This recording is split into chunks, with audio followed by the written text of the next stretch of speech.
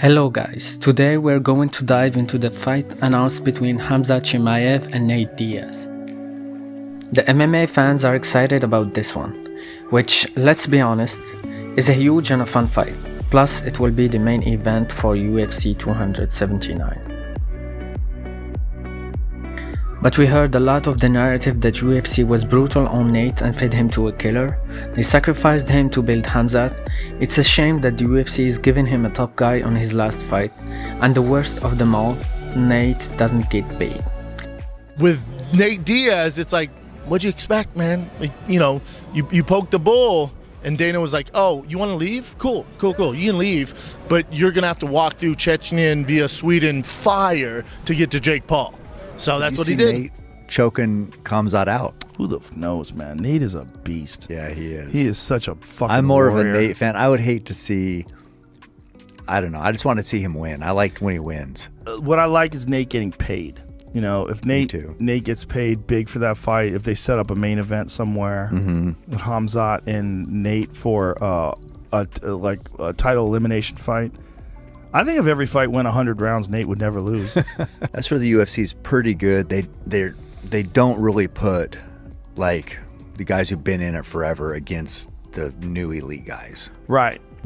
Yeah. That's scary. Well, Khamzat wants to fight everybody. Yeah. I kill everyone. But I'll tell you what, man, that fight with Gilbert Burns got a lot of people brave. A lot of people were more brave after that fight because he looked human in that fight. He did. And Gilbert Burns is a fan. Are those statements true? Let's do our homework to answer those questions. You picked him up and you walked him to the corner to talk to Dana White. What were you saying before you put him down and went to work? I said that I'm the king here. I will stay a long time. I'm gonna come for everybody. I kill everybody. You believe me now? I told you I'm gonna kill him. That I did.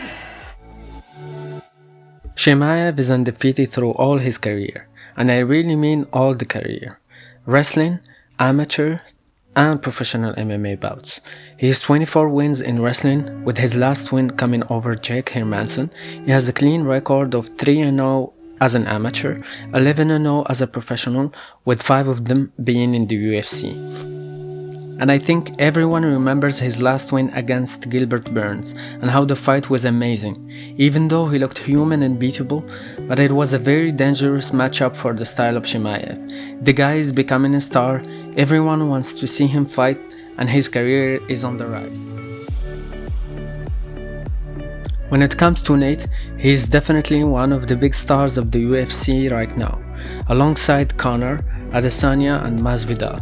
But his career is not as successful, as he have a record of 20 wins and 13 losses, 1-3 in his last 4 and 4-6 in his last 10. But no one watches Nate for the win, and no one expects him to be a champion. Everyone loves Nate for the gangster personality, his toughness and his style of fight. He is no walk in the park for anyone. In the last few months, he took several shots at the UFC, demanding to schedule his last fight as soon as possible, called out several fighters, asked even to fight Francis Ngannou. He tweeted asking to be released. Speculation said that he wanted to fight Jake Paul. Dana came out to say that he was offered fights and said that it's not easy to get him on. Could be because he was turning them down. Diaz has been very vocal recently about saying that you guys have been holding him hostage and all this stuff. He's been trying to get a fight. Did you hear his comments? And I guess from your perspective, is there any response? No. I mean, when isn't Nate Diaz saying something crazy, you know? I've said this a million times, and I'll say it again. We can't hold guys hostage. It's not possible, okay? I owe you 3 fights a year. If I don't fight you 3 times a year, I have to pay you. How could I hold him hostage?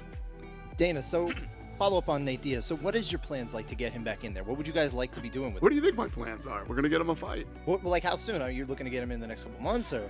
I don't know. We'll see what happens. And then the other I have to get him 3 fights a year. I offer fights. He either accepts them or turns them down. And obviously I'm not paying him. So I've offered him fights. So he's turning them down. This is the game I'm not going to play. Okay. I'm not going to play this. Dana was vague on this matter, probably not to throw his star under the bus. I mean, the MMA media is cruel.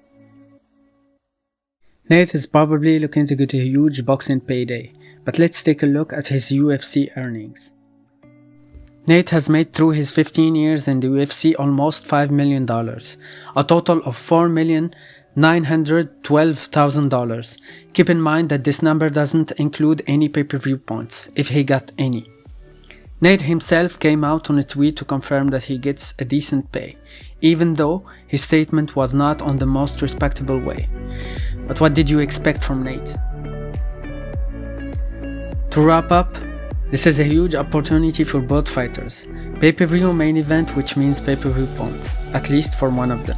Chimaev is a big name, and this will guarantee a good night of business for all parties involved, especially Nate, who will get a good payday on his last fight. Keep in mind that his record is not great. Despite that, he got the huge fight a lot of other fighters pushed hard for, like Leon Edwards, Bilal Muhammad, and Neil Magny. As Dana White says, UFC puts the best against the best, so the narrative that this fight is not good for Nate or it's a dirty move from the UFC is an absolute nonsense. I hope you guys liked the video. Let me know in the comment section what you think. Give me a like and a subscribe, and see you on the next homework.